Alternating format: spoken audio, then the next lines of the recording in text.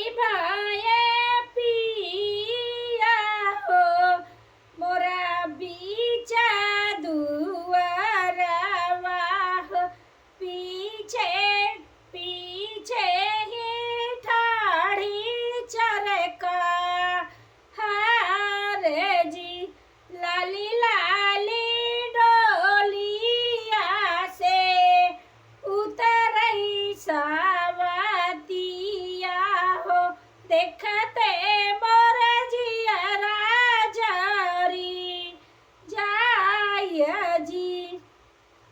पासे पड़ोसी से पूछे हम आईली हो, सबत कैसे के परिचन